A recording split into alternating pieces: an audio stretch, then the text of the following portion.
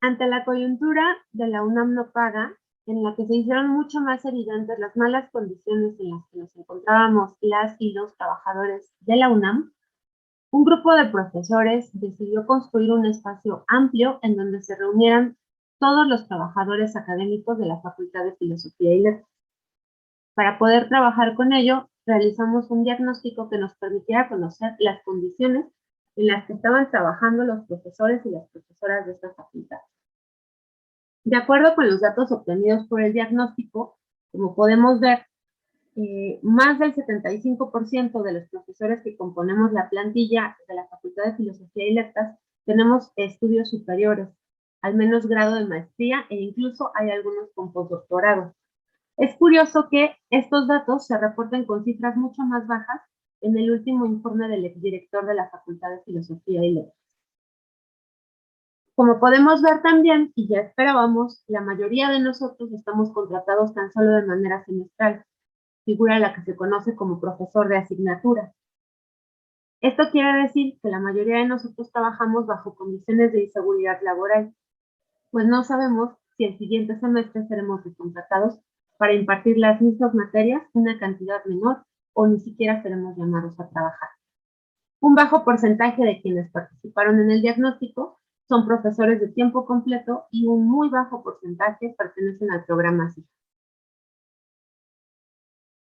En cuanto a las clases que tenemos a nuestro cargo, la mayoría de nosotros trabajamos dando una o dos clases por semestre o por año, mientras que son menores y raros los casos en los que se tienen 5 materias o más. Las horas que impartimos a la semana varían muchísimo, pero la rueda nos permite ver que la mayoría de los profesores que trabajamos en la facultad damos entre 2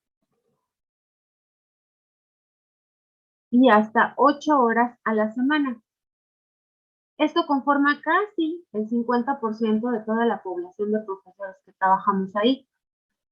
Si lo pensamos bien, esto nos indica que el programa de incorporación que lanzó la facultad en realidad no funciona, porque al menos 50% de nosotros no podremos incorporarnos a ese programa, en tanto que no cumplimos con el número de horas que son solicitadas para poder integrarnos.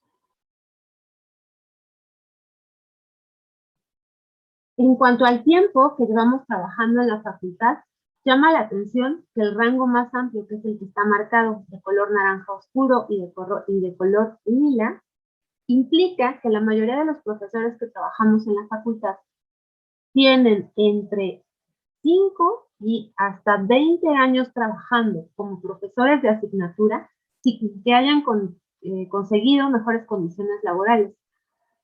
De hecho, llama la atención que en el diagnóstico varios de los que contestaron indicaron que oficialmente tenían tantos años, pero que eso se debía a que hubo problemas administrativos y no les estaban contando algunos años anteriores en su antigüedad. Esto no solo afecta el proceso de jubilación, sino que muestra que hay gente que lleva 20 o más años trabajando en condiciones de precariedad laboral. En tanto que en el EPA está indicado que una vez que un profesor ha cumplido 3 años de ser contratado impartiendo una materia, tiene el derecho a solicitar un concurso de oposición cerrado para ganar la definitividad con respecto a su materia, lo que le otorgaría un bajo nivel de certeza sobre su recontratación los siguientes semestres. Preguntamos a los profesores por qué no habían solicitado este recurso.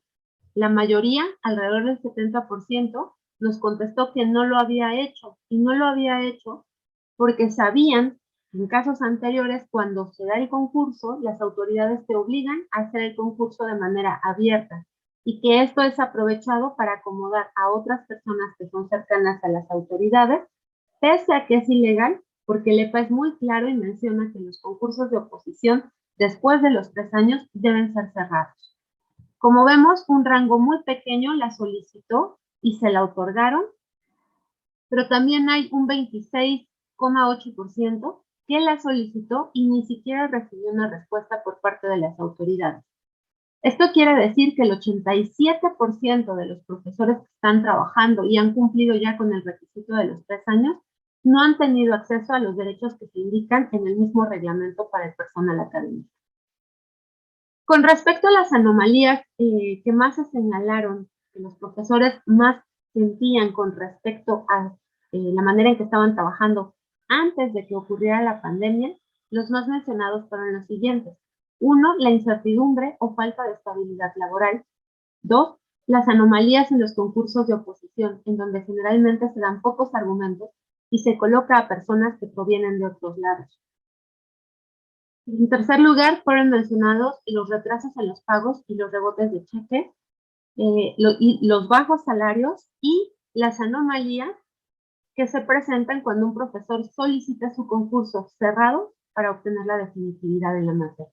Estas son las situaciones más sentidas y que más afectan a la comunidad de profesores de la Facultad de Filosofía y Letras.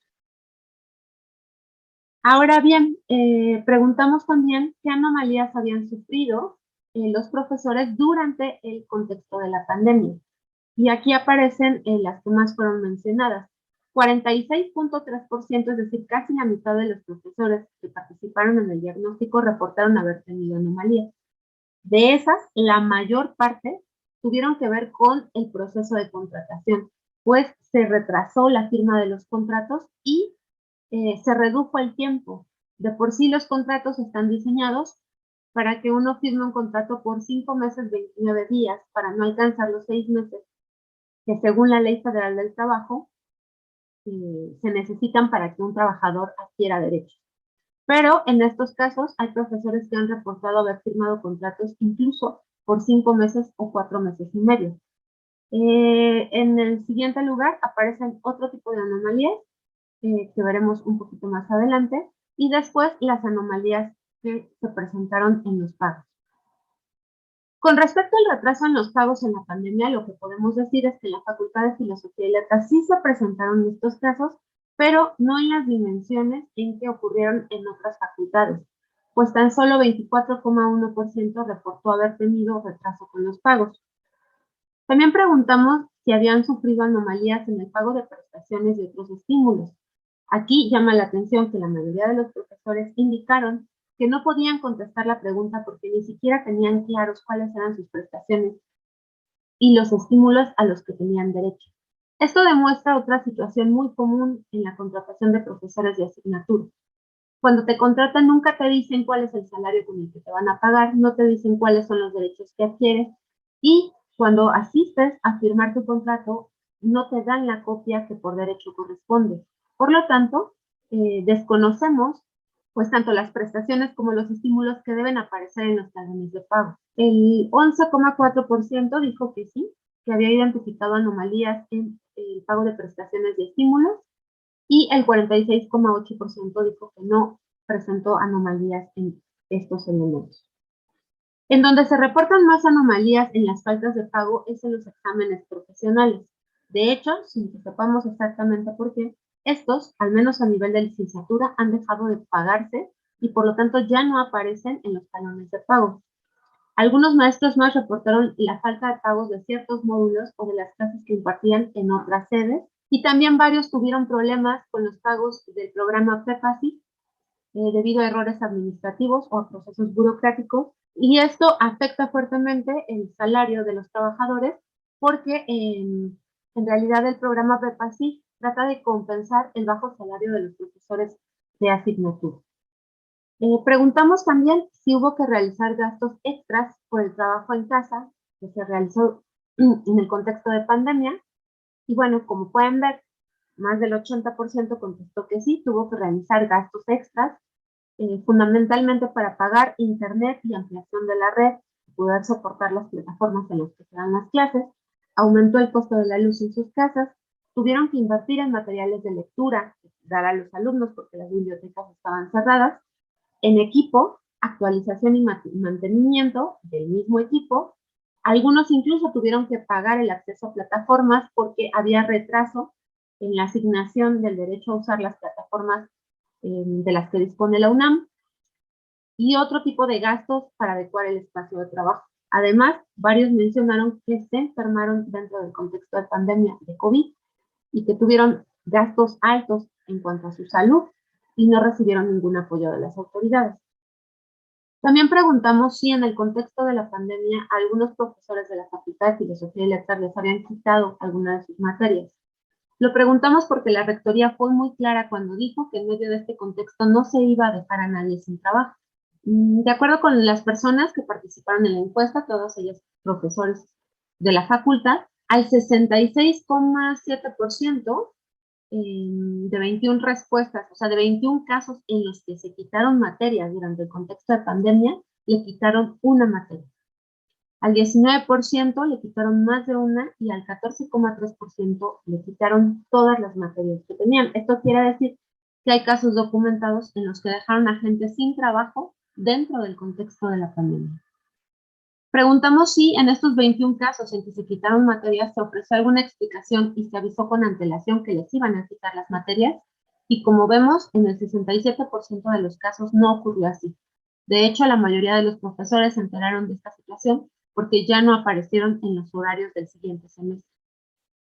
Esta también es una anomalía grave porque la ley es muy clara cuando dice que el patrón está obligado a reportar a su trabajador si va a dejar de recontratarlo con un tiempo o una antelación suficiente para que el trabajador pueda prevenirse y buscar otro trabajo o conseguir mejores condiciones antes de que le sea quitado el que ya tenía. Estas son algunas de las necesidades, de los problemas que enfrentamos como trabajadores académicos de la Facultad de Filosofía y Letras y que nos han llevado a reunirnos con el objetivo de poder defender nuestros derechos y mejorar nuestras condiciones laborales. Aquí puedes ver las páginas de internet, los correos electrónicos en donde puedes contratarnos. Bajo este espíritu de trabajar de manera cohesionada y solidaria entre nosotros mismos como trabajadores y trabajadoras de la Facultad de Filosofía y Letras, conformamos la Asamblea de Trabajadores Académicos de la Facultad de Filosofía y Letras, y pueden seguirnos en Twitter o en Facebook o contactarnos por medio de los correos que aparecen en la página.